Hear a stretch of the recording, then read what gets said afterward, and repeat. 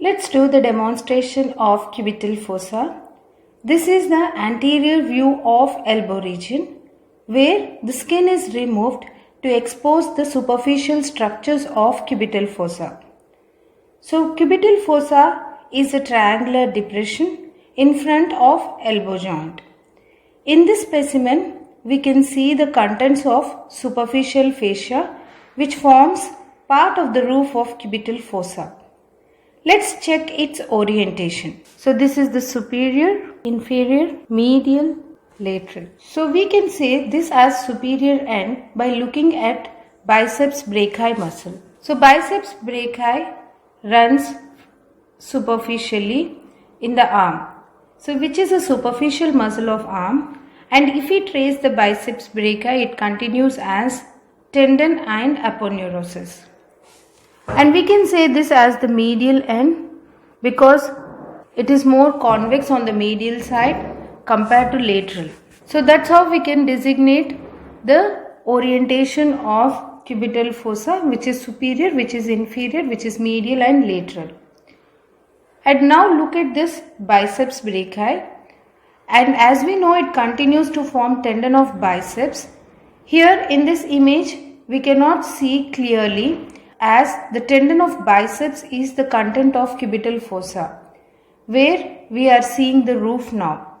So we can appreciate bicipital aponeurosis. So bicipital aponeurosis forms the roof. The other name for bicipital aponeurosis is lacertus fibrosus, which forms the part of roof of cubital fossa.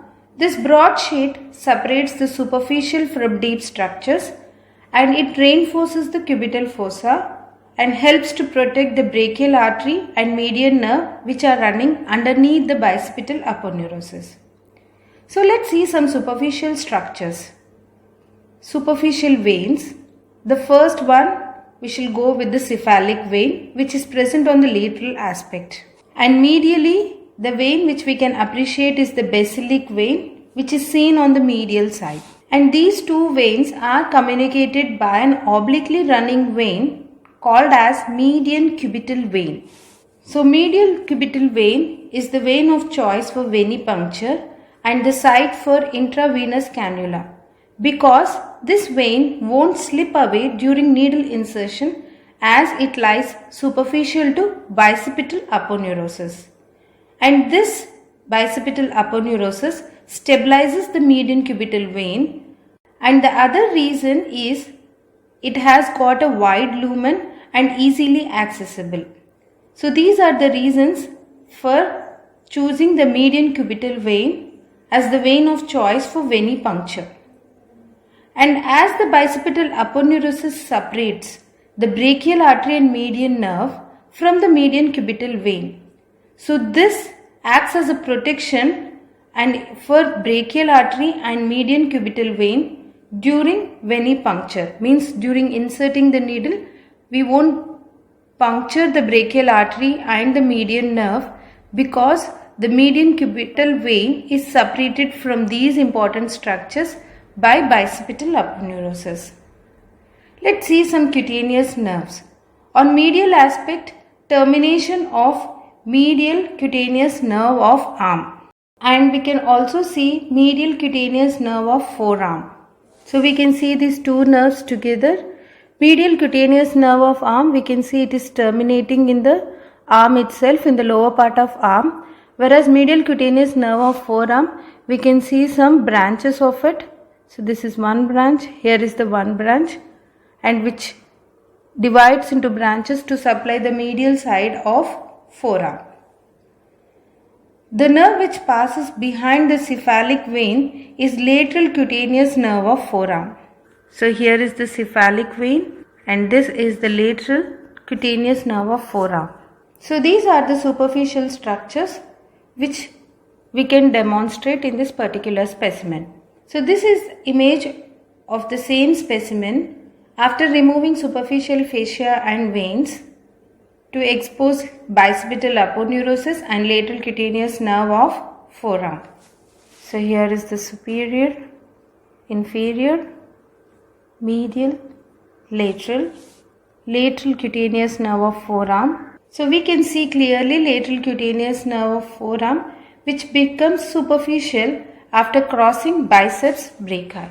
So the tendon and aponeurosis of biceps brachii are seen clearly here. Tendon of biceps, aponeurosis of biceps. So the tendon and aponeurosis of biceps are seen clearly here, and the aponeurosis blends with the deep fascia of forearm. And look at here, one more cutaneous nerve is present, which is posterior cutaneous nerve of forearm, which is the branch of radial nerve. So this posterior cutaneous nerve of forearm, which is a branch of radial nerve, it perforates the lateral head of triceps to become superficial and innervates the back of forearm up to the wrist. And cut ends of perforating veins are also seen, and we can also see the cut ends of basilic veins as well. So these are the structures which we can appreciate after removing some of the superficial contents. So let's do little more deep dissection. Here in this specimen, further we remove the bicipital aponeurosis to expose the contents of cubital fossa and demarcate the boundaries of cubital fossa.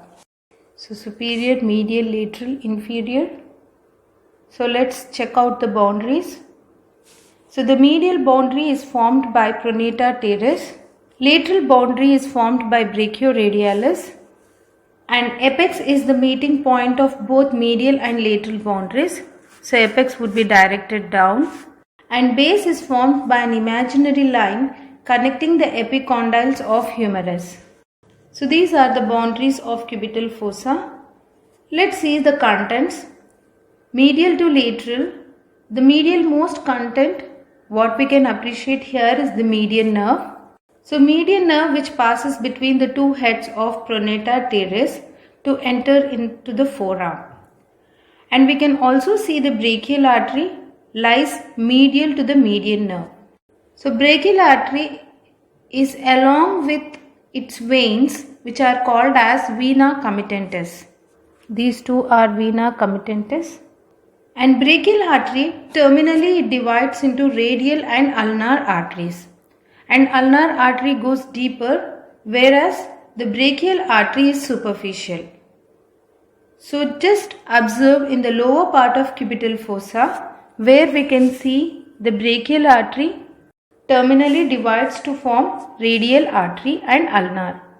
So here we can appreciate the radial artery, and ulnar artery is not seen because it goes deeper in the cubital fossa. Let's do still more deeper dissection to understand more about cubital fossa and its boundaries. So further here we remove the contents to see the boundaries clearly. Medial boundary is formed by pronata teres, where it gains its origin partly from common flexor origin, which is the medial supracondylar ridge, and medial epicondyle of humerus forms the common flexor origin. And we can see the pronata teres, it runs further as obliquely towards the radial side. We can see it runs towards the radial side to insert into the radius. The lateral boundary of the cubital fossa is formed by brachioradialis. So brachioradialis, it gets origin from the lateral supracondylar ridge. So it gets origin from the lateral supracondylar ridge, and it runs downwards on the radial side of forearm, and it gets inserted to the radius, lower end of the radius. Biceps brachii muscle is removed and cut part of tendon is observed deeply. So try to observe deeply. So we can see the cut end of biceps brachii, and we can well appreciate the brachialis. Brachialis is well demonstrated as we removed biceps. So brachialis is a deeper muscle of arm which forms the upper part of the floor of cubital fossa. We can also observe it converges deeper to insert into ulnar tuberosity. The proximal limit of the cubital fossa, which is considered as the base of the triangle, it is an imaginary line connecting both medial and lateral epicondyles. So these are the boundaries of cubital fossa. This is the same specimen where we can see some more structures where the boundaries are retracted to expose other floor muscles. So next to the cut end of biceps tendon, the muscle here is the supinator. This is the tendon of biceps. So next to the tendon of biceps, we can see the supinator muscle, which is pierced by the branch of radial nerve. The deep branch of radial nerve is the posterior interosseous nerve, which pierces the supinator muscle. And here is the radial nerve before its division. And we can also appreciate the superficial branch of radial, which passes superficial to supinator muscle. So here is the deeper dissection where we can see the retraction of brachioradialis muscle to expose the posterior interosseous nerve and superficial branch of radial. So this is a deeper dissection to expose the radial nerve and its branches.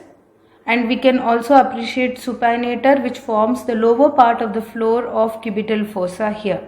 So this is the retracted part of brachioradialis where we can see the branches of radial nerve as posterior interosseous nerve and superficial branch of radial nerve. And we can also appreciate the posterior interosseous nerve piercing the supinator muscle. And supinator forms the lower part of the floor of cubital fossa, whereas brachialis forms the upper part of floor of cubital fossa. So this completes the demonstration of cubital fossa. Thank you.